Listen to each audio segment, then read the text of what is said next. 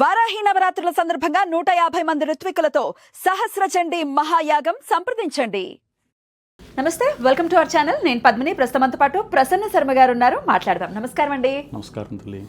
బహుశా ఇంత సింపుల్గా నేను ఇంట్రడ్యూస్ చేసింది నా జీవితంలో మొదటిసారి అనుకుంటా. ఇంత సింపుల్గా ఎలా ఉన్నారండి? వేదం చదువుకుని అవన్నీ అక్కర్లేదు అని అనటం ఏమిటి అసలు? అక్కర్లేదు అని కాదు తల్లి, ఉన్న పరిస్థితులకి మన గురించి మనం చెప్పుకోవడం కంట మన దగ్గరకు వచ్చిన వాళ్ళు మన గురించి తెలుసుకోవడం అనేది చాలా ప్రశస్తమని నా ఉద్దేశం. చాలా అరుదుగా చూస్తూ ఉంటా ఇలాంటి ధోరణి, లేకపోతే ఇలాంటి ఆలోచన విధానం చాలా సింపుల్గా ఉండాలి, గ్రౌండెడ్గా ఉండాలి అనేది అర్థమవుతుంది. మిమ్మల్ని కలవటం చాలా చాలా సంతోషంగా భావిస్తున్నాను. ఇదేంటంటే మా గురువులు మాకు నేర్పింది తల్లి. ఎంత ఎదిగినా ఒదిగి ఉండాలి అనేటువంటి పూర్వ పద్ధతి మా గురువులు మాకు అలా నేర్పారు. ఎంత చదువుకున్నా ఆరు మన దగ్గర ఎంత జ్ఞానం ఉన్నా ఇంకా ఏదో తెలుసుకోవాలి. ఎందుకంటే శాస్త్రం అనేది సాగరంతో సమానం. దాన్ని కొలమానం కొలిచేవారు ఇప్పటిదాకా సైంటిఫిక్గా కానీ ఆధ్యాత్మికంగా కానీ ఇప్పటిదాకా లేదు. ఎందుకు అంటే అది చాలా విశేషమైనటువంటిది. నేను అందులో ఏదో ఒక చెంచాడు ఆ సాగరంలో నేను ఉన్నాను అనేటువంటి ధోరణిలో నేను ఉంటాను. సో అంతే తల్లి, అందుకంటే ఇంకేం లేదు. సహస్ర చండీ మహాయాగాన్ని నిర్వహిస్తున్నారు. రేపు జూలై 15వ తారీఖు నుంచి 25వ తారీఖు వరకు చాలా ఉత్కృష్టమైనటువంటి కార్యక్రమం. మన అనేక వీడియోల్లో ఏమేమి జరుగుతున్నాయి అనేది చాలా విపులంగా మాట్లాడుకోవడం జరిగింది. అయితే లలితా సహస్రనామం చాలా చాలా దగ్గరైపోయాం మా ఆడవాళ్ళు అని చెప్పడంలో ఎటువంటి అతిశయోక్తి లేదేమో. అది రాకపోతే ఏదో లోపం జరుగుతోంది జీవితంలో అన్న భావనలో కూడా చాలామంది ఉన్నారు. ఇదివరకు రోజుల్లో అయితే చాలా అంటే గుప్త సహస్రనామం అని కూడా దానికి పేరు ఉంది. కానీ ఇప్పుడు అందరూ కూడా చదువుకునేటటువంటి పరిస్థితుల్లో ఉన్నారు. కాబట్టి ఈ నవరాత్రుల్లో ఏ పూజలు, అంటే వారాహి నవరాత్రుల్లో ఏ పూజలు చేసినా, లేకపోతే కలశ స్థాపన చేసి పూజలు చేసినా చేయకపోయినా లలితాదేవి యొక్క సహస్రనామంతో అమ్మవారిని అర్చన చేసుకోవచ్చా? మరి మాలా కొంతమందికి అయితే సహస్రనామం రాదండి, ఏదైనా ఒక్క నామం చెప్తారా? మేము కూడా అమ్మవారికి దగ్గర అవుతాం, మెల్లిమెల్లిగా నేర్చుకుంటాం అనే వాళ్ళకి చెప్తారా ఏదైనా? తప్పకుండా తల్లి. అయితే ఈ వారాహి నవరాత్రులు ఏవైతే ఉన్నాయో, ఈ వారాహి నవరాత్రులనే కాదు 360 రోజులు 65 రోజులు కూడా అమ్మవారిని చాలా విశేషంగా ఆరాధన చేసేటువంటి క్రమంలో ఈ లలితా సహస్రనామం అనేది మహోత్కృష్టమైనటువంటి నామాలు. ఇది సహస్రనామము అనేటువంటి చెప్పేదానికంట మంత్రశాస్త్రము అనేటువంటి చెప్పడం దానికి చాలా విశేషమైనటువంటి యోగ్యకరమైనటువంటి పదం. దేనికోసము అంటే అందులో ఉండే ప్రతి నామములో ఉండే ప్రతి అక్షరము కూడా బీజాక్షరంతో సమానం.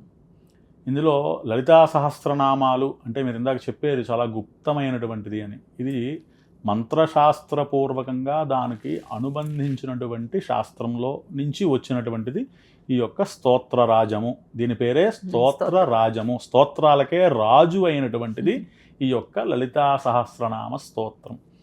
దీన్ని మనం ప్రారంభం చేస్తాం. శ్రీమాత్రే నమః. శ్రీమాత శ్రీమహారాజ్ఞి శ్రీమత్ సింహాసనేశ్వరి చిదగ్నికుండ సంభూత దేవకార్య సముద్యత. ఇది ప్రప్రథమైనటువంటి శ్లోకం. చివరికి వచ్చేస్తే శ్రీ శివ శివశక్త్యైక్య రూపిణి లలితాంబిక. ఇది మనం చెప్పుకునేటువంటి అంత్య శ్లోకం. అయితే దీంట్లో స్తోత్రం పారాయణ చేద్దాము అనుకునే సరే, పూర్వం మంత్రశాస్త్రము ఇంకొకటి మార్చుకుంటే ప్రస్తుత కాలమాన రీత్యా దీన్ని పారాయణ చేస్తున్నారు. కాబట్టి చేసేటువంటి వారికి నాది ఒక చిన్న సలహా, తప్పులు లేకుండా మాత్రం చెయ్యండి. అమ్మవారిని స్తుతించడము స్తోత్రించడము ఏమీ చెడ్డ కాదు. కానీ పూర్వం ఋషులు దాన్ని గుప్తంగా ఎందుకు ఉంచారు అంటే దానిలో ఒక్క తప్పు కూడా దొల్లకూడదు అనేటువంటి ఒకే ఒక్క ఉద్దేశంలో అది చెప్పడం జరిగింది. అంటే పారాయణ చేస్తే మంచి ఎంత కలుగుతుందో తప్పుగా చదివితే అంత చెడు కూడా జరుగుతుందనేటువంటి ఒకే ఒక్క భావనతో ఋషులు దాన్ని గుప్తంగా ఉంచడం జరిగింది. నేర్చుకునే క్రమంలో ఒక్కొక్కసారి తప్పులు దొల్లే పరిస్థితి ఉంటుంది కదండి. నేర్చుకునేటువంటి సమయంలో తప్పులు వచ్చినప్పటికీ పర్వాలేదు.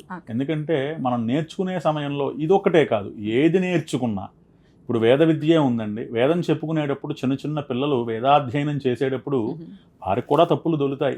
గురువు దాన్ని కూడా సరి చేస్తారు. సరి అయి పూర్తి అయిన తర్వాత, అంటే నేర్చుకునేటప్పుడు దాన్ని పారాయణ అనరు, నేర్చుకున్న తర్వాత మాత్రమే పారాయణ అంటారు. నేర్చుకునే క్రమంలో తప్పులు వచ్చినా ఇబ్బంది ఉండదు. కానీ నేర్చుకున్న తర్వాత ఏదో మనకి హడావుడిగా పనుందనో లేదంటే మనకేదో పొయ్యి మీద పాలు పెట్టేని పొంగిపోతాయనో హడావుడిగా చదివేసుకుని ఏదో హరిబరితో దాన్ని చేసేటువంటి క్రతువు కాదు అది. చాలా ప్రశస్తంగా ప్రశాంతంగా పీస్ ఆఫ్ మైండ్తో కూర్చుని దాన్ని చెబుతున్నాము అంటే ఆ నామాన్ని అర్థం చేసుకుని అమ్మవారి యొక్క స్వరూపాన్ని మనం మన యొక్క మస్తిష్కంలో దాన్ని అమ్మవారి రూపాన్ని చిత్రీకరించుకుంటూ అమ్మవారి యొక్క స్తోత్రరాజాన్ని మనం పఠించడం వల్ల కలిగేటువంటి ఫలితాలు వేరు. ఇక అందరికీ లలితా సహస్రం వస్తుందా అంటే కొంతమందికి రావచ్చు, కొంతమంది భయంతో చెప్పకపోవచ్చు కూడా. ఇది కూడా ఉందండి. ఎందుకంటే నా బోటిగాళ్ళు ఇలా చెప్పకూడదు తల్లి, తప్పులు దొరికితే ఇబ్బంది పడతామంటే వాళ్ళు ఆ భయంతో చెప్పడం మానేసిన వాళ్ళని కూడా నేను చాలా మందిని చూశాను. సో అలాంటి మానేసిన వారు మరి ఎలా అండి మేము అమ్మవారిని ఎలా చేరుకోవాలి? ఏం అక్కర్లేదు తల్లి, శ్రీమాత్రే నమః అదొక్కటి చాలు తల్లి. మీరు భాస్కర భట్టాచార్యుల వారు ఈ యొక్క లలితా సహస్రానికి భాష్యం రాశారు. శంకర భగవత్పాదుల వారు లలితా సహస్ర భాష్యం రాయడానికి చాలా ప్రయత్నాలు చేశారు. ఆయన ప్రప్రథమంగా పద్మపాదాచార్యుల వారిని పిలిచి లలితా సహస్రం తీసుకురా భాష్యం రాస్తాను అన్నారు. ఇది శంకర విరచితంలో ఉందండి ఈ యొక్క కథ. పిలిస్తే అటండి మన పద్మపాదాచార్య వారు ఆ పుస్తకాల బీరా దగ్గర వెళ్ళి గ్రంథాన్ని పట్టుకొచ్చేవారట. అక్కడ ఆయన చూసి ఇది లలితా సహస్రమైన పట్టుకొచ్చేవారట. స్వామి చేతిలో పెట్టేసరికి అది మారిపోయేదటండి. అది విష్ణు సహస్రంగా. మళ్ళీ ఇంకొకసారి వెళ్ళి తెస్తే సరే తెచ్చావు కదా అని చెప్పి దాని మీద భాష్యం రాసేసేవారట. మళ్ళా తెస్తే ఇంకోటి వచ్చేదట, ఇంకోటి రాసేసారట. ఇలా మనం ప్రస్తుతం స్తోత్రాలు గ్రంథాల మీద భాష్యాలన్నీ కూడా శంకర భగవత్పాదుల వారి సంకల్పం లలితా సహస్రం రాద్దామని. కానీ ఈయన తెచ్చేసరికి ఇవన్నీ మారిపోతూ ఉండేసరికి రకరకాలుగా అన్నీ కూడా ఆయన దానికి భాష్యాలు రాసేశారు. విష్ణు సహస్రం, శివసహస్రం, లక్ష్మీ సహస్రం అన్నింటికి అలా రాసేశారట.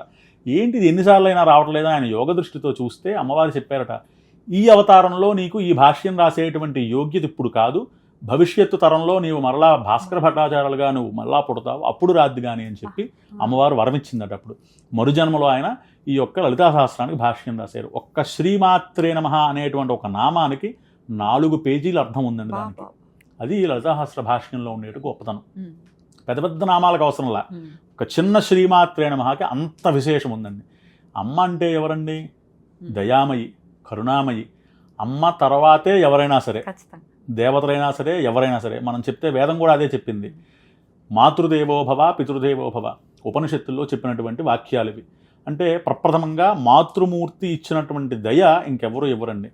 అట్టి మాతృ సమానురాలైనటువంటి అమ్మ లలితామ్మ.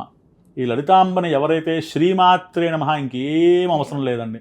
ఆ ఒక్క నామం వారు శ్వాస అంటే నిద్రపోకుండా వారి యొక్క శ్వాస మీద ధ్యాస ఉంచి ఎన్నిసార్లు అయితే అన్నిసార్లు ఆ జపం చేస్తే చాలు వారికి ఇహపర సౌఖ్యాలన్నీ కూడా లభిస్తాయని అమ్మవారు చెప్పడం జరిగిందండి. అది లలితా సహస్రం యొక్క విశిష్టత. ఎంత సులభంగా ఉంది కదా. ఖచ్చితంగా అందరూ చేసుకునే విధానం, ఎవరికి నోరు పలకదు, ఇందులో తప్పు దొల్లే పరిస్థితి కూడా లేదు. సో ఖచ్చితంగా చేసుకునేటటువంటి ప్రయత్నం చేసి అమ్మవారి కృపకి పాత్రుల వారి ప్రతి ఒక్కరూ కూడా అయితే చాలా విశేషవంతమైనటువంటి కార్యక్రమాన్ని కూడా సంకల్పించుకున్నారు. కాబట్టి సహస్రచండీ మహాయాగము ఖచ్చితంగా అది దిగ్విజయం అవ్వాలని ఈ సందర్భంగా మనస్ఫూర్తిగా కోరుకుంటూ, మరి మీరు కూడా పాల్గొనదలుచుకున్న వారు ఖచ్చితంగా స్క్రీన్ మీద కనిపిస్తున్నటువంటి నంబర్స్కి కాంటాక్ట్ చేయండి. ఇది కని విని ఎరగనటువంటి ఒక ఉత్కృష్టమైనటువంటి కార్యక్రమం. ఇన్ని రకాలుగా పంచాయతన సహితంగా చేయటం అనేది ఎక్కడా వినలేదు.